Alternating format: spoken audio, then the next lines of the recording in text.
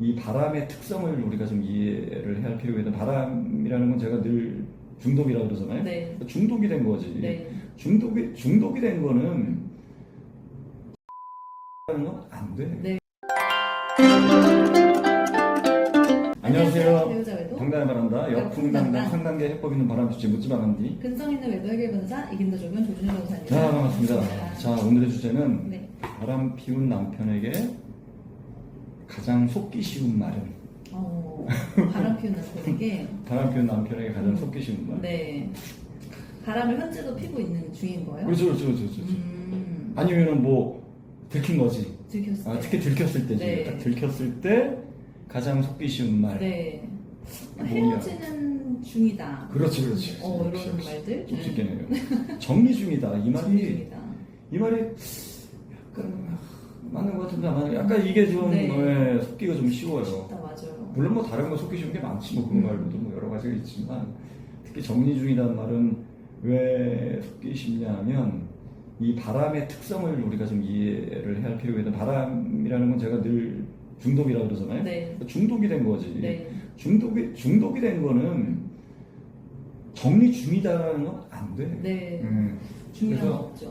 뭐 알코올이나 뭐 도박이나 마약이나 이런 중독자들 그 프로그램에서는 이를테면 알코올이다 절주라는 건 없다 그러더라고. 단주야 그냥 네. 한 방에 끊어야 되는 거지. 줄여나간다. 그러니까 저기 코미디언 중에 그 개그맨 중에 특히 뭐 최양락 이런 네. 갑자기 걸고 나오셔서 그렇지만 이렇게 나오면 하도 그냥 술 먹는 거 가지고 막 속속이고 하니까 거기서 이제 부인이 누구야 팽현숙 씨가 좀 그만 좀 먹으라 했더니 이제부터 좀 줄여나가야겠다. 왜냐면 그 알코올 제가 그 프로그램 알코올 프로그램이 아니라 그 개그맨들 부부 나오는 거 있잖아요. 네네네. 부부 나와가지고 하는데 그때 뭐 하도 술 먹으니까 이렇게 그런 병원 가가지고 네. 진단도 받고 하는데 약간 알코올 치매도 좀 있고. 네. 그러니까 이제 결국은 하는 얘기가 자기는 이제 좀 줄여나가겠다라고 얘기를 하는데. 네. 사실은 그 의사가 전문가면 절대 줄이는 건 없습니다. 네. 한 번에 끊어야 됩니다. 왜냐면 줄였다가 다시 재발하는 거거든. 그쵸. 그래서 이 바람의 비유를 하자면 절풍은 없다. 네. 단풍이야, 단풍. 절풍은 없고 오로지 단풍이다. 네. 딱 한 방에 끊어야 된다. 근데 정리 중이다라고 얘기한다. 근데 정리 중이다라고 얘기하는 그 배우자, 남편이라든지 아내의 말에는 진짜 자기 자신이 정리할 생각이 있는 경우도 있어요. 전혀 없는 게 아니야. 진짜 속이려고 하는 게 아니라 그래 어떻게 정리 좀 하다 보면 정리가 될 것 같아. 조금씩 네. 줄여. 만남의 횟수 줄인다. 연락하는 횟수 줄인다. 절대 안 되지. 백전백패지. 그러다 확 붙고 하는 거거든. 그래서 절대로 이 중독의 특징으로 봤을 때는 절풍은 없다. 네. 한 번에 정리된다. 네. 한 번에. 예. 그래서 중독자 특징이 일단 첫 번째가 조절 능력이 없는 거잖아요. 자기 조절 능력이 상실된 거지. 물론 조절 능력이 있으면 괜찮아. 네. 근데 그건 중독이라고 하지 않지. 뭐 이렇게 술이라든지 마약은 이미 틀렸고 이제 알코올 중독자가 아닌 경우는 조절이 가능하지. 네.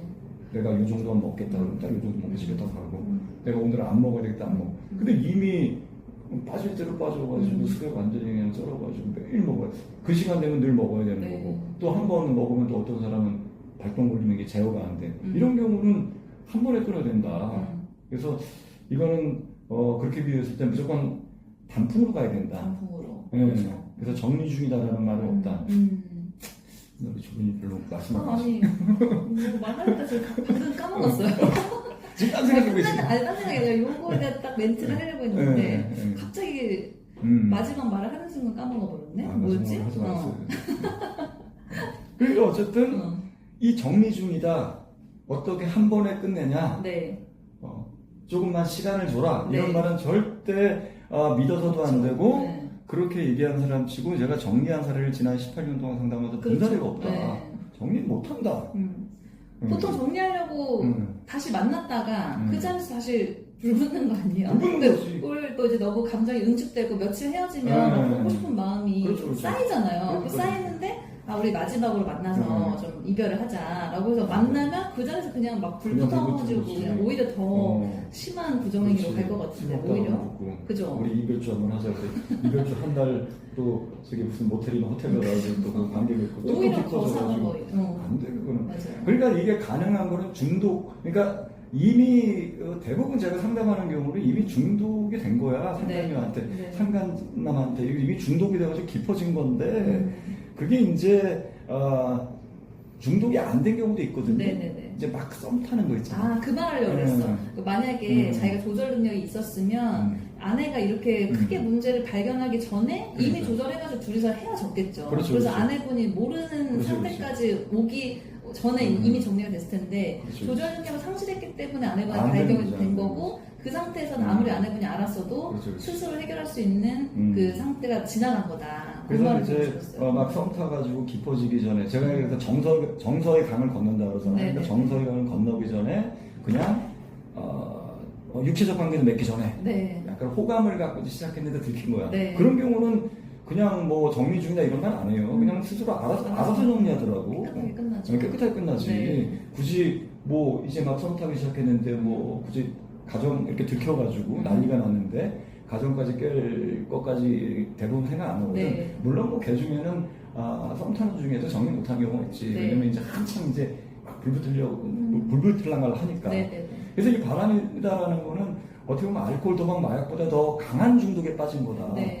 근데 뭐 세상 사람들도 대부분 많은 전문가랍시고 무슨 마음이 떠난 거다. 뭐 아내가 노력해야 된다. 마음 떠난 걸로 자꾸 본다는 얘기. 네. 중독된 것 뿐입니다. 원래 안 그랬던 사람인 거거든. 그래서 다시 한번 정리하면 정리 중이다. 뭐 정리 어떻게 한 번에 끝났냐 이런 말들은 안 된다. 안 되죠. 네, 무조건 그래서 제가 아내분이 적극적으로 나서가지고 강제로 정리시켜야 된다는 거죠. 네. 빠른 시일에. 그래서 제가 뭐라고 했습니까? 세 글자 했잖아. 촉바상. 초기에 빠르게 상간녀부터 쳐라. 네. 촉바상이라고 그러잖아. 네. 그런 식으로 접근해야 된다. 절대 믿어서는 안 된다. 네. 예, 그렇게 마무리하고 오늘 네. 좀 일찍 끝났는데. 네. 예. 그리고 그럼 제가 하나 할게요. 예. 최근에 이제 조정 결정이 나왔는데 그 조정 결정은 소송 중에 판사님이 이렇게 합의를 해봐라라고 권유하시는 그 조항이거든요. 그렇죠. 그 이제 두 사람이 먼저 합의를 하는 게 임의 조정이고 판사님이 조정문을 이렇게 딱 내주면 그걸 가지고 둘이 이의를 안 하면 그냥 그 조정 결정 확정되는 게 강제 조정이에요. 그래서 이제 그 조정 결정문인데 3천만 원에 남편한테 구상권 청구하지 않고 그런 조건 걸고 그다음 다시 만나거나 연락했을 때 1회당 100만 원을 지급해라. 딱 이렇게 세 개가 들어간 거예요. 그렇죠. 사실 그런 구상권을 포기한다는 거는 상간녀가 3천만 원 전액 다 내야 되고 남편한테는 이제 청구를 못 하는 거거든요. 원래 판결이 뭐 3천 정도 나면은 남편한테 한 1,500 정도를 구상할 수 있는데 여기서 구상권 포기 조항까지 들어갔으니까 이건 사실 판결로 보면 한 6천만 원 정도 판결 나온 거나 이제 마찬가지인데 그래도 고민을 좀 하시는 거예요. 그래서 이 조정으로 갈 때랑 이제 판결로 갈 때 어떤 게 더 유리한지를 이제 고민하시는데 사실 뭐 이거는 조정이 더 유리하냐 판결이 더 유리하냐는 딱히 없는 것 같고 근데 대신에 판결에는 그 위약벌 조항이 들어가진 않죠. 그래서 판사가 근데 네. 저는 어떻게 말씀드리면 판결은 판사가 그냥 결정해버리는 결정하는 거다. 거고. 근데 여지가 없다. 네네네. 근데 조정은 아내분이나 남편분이 의견을 낼 수 있다. 네. 위약벌을 해달라. 네. 그럼 저쪽에서 받아들이면 그게 되는 거거든요. 그렇죠. 그래서 저는 조정도 괜찮다라고 얘기를 하는데 그렇죠. 요즘에는 또 판사들이 이런 조정 사례를 많이 알고 있으니까 요청하지 않아도 미리 위약벌을 넣는 경우도 있어요. 이 경우도 우리 의뢰인은 조정 안 하겠다. 처음부터 그냥 합의 안 하겠다고 했는데 판사가 그래도 한번 합의를 해봐라라고 하면서 강제조정 결정됐는데 거기 조항이 좀 많이 유리하게 들어간 거였던 거예요. 그 그렇죠. 고민을 또 많이 안 하시려고 했는데 조정 결정이 워낙 유리하게 나오니까 고민을 하셨고 그 다음에 이제 조정할 때 좀 위험한 점이 내가 이 상간의 판결문 가지고 상간의 직장이나 회사 같은데 좀 알리려고 할 때는 있잖아요. 근데 그 조정 결정 보면 상대방에 대한 위약벌도 들어가지만 그렇지. 나도 상대방한테 접근하지 못하도록 하는 조항이 들어거든요. 가족들한테 접근하지 말고 네. 직장에 알리지 말고 그런 건 넣지. 그런 거 넣는데 이제 그런 게 있으면 약간 제약이 되죠. 근데 이 조항에는 또 그런 조항도 없었기 때문에 고민되면 이제 그때는 이렇게 결정해야 될 것 같아. 내가 하고 싶냐 안 하고 싶냐. 근데 이 감정적인 부분만 남은 거예요. 그러니까 무조건 이 조항은 판결문보다는 유리한 조정인데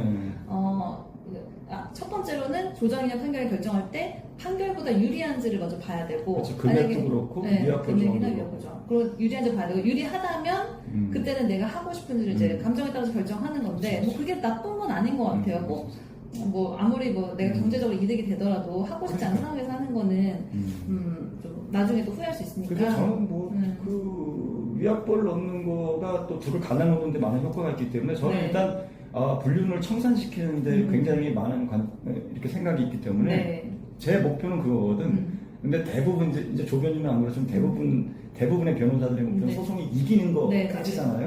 근데 저는 소송이 이기는 것도 중요하지만 네. 둘을 갈라놓고 가정회복 시키는 거거든. 그렇죠. 그래서 저는 위약벌 조항을 넣는다 그러면 저는 어느 정도 약간 권유를 하는 편이지. 위약벌 그리고 그들의 심리를 아는 거거든. 위약벌을 받아들일 거냐 안 받아들일 거냐 내가 제안했는데 상대방 측의 피고 측에도 위약벌을 받아들이냐 뭐 우리가 봅시다. 네. 저는 이제 이렇게 상담할 때 그런 얘기 많이 네. 하거든요. 그것도 한번 봅시다. 받아들이는지. 이것들이 안 받아들여? 그럼 아무튼 정리 안 하겠다는 얘기인 그쵸, 거거든. 그쵸. 오히려 근데 받아들이면은 좀 정리를 해야 되겠다라는 네. 의지가 있다라고 보는 네. 거지. 그래서 저는 맞아요. 위약벌 넣는 거에 대해서 굉장히 의미를 두고 있죠. 저도 그렇게 말했어요. 둘이 안 끝났으면 상대방이 이 일을 안 할 일을 할 테니까 이 하면은 그냥 판결로 가면 그러니까. 되고 이 일을 안 한다면 선생님도 이걸 받아들여도 괜찮다. 그러니까. 이렇게 마무리가 됐는데 일단 어떻게 결정하실지 모르겠네요. 예. 네. 어쨌든 그렇게 하시고 네. 저희 역풍당당 바람시센터 그 카페 뭐 제가 쓴 칼럼 많은 분들의 사람들이 있어요. 거기서 많은 활동 부탁드릴게요. 다음 시간에 또 봬요. 안녕. 안녕.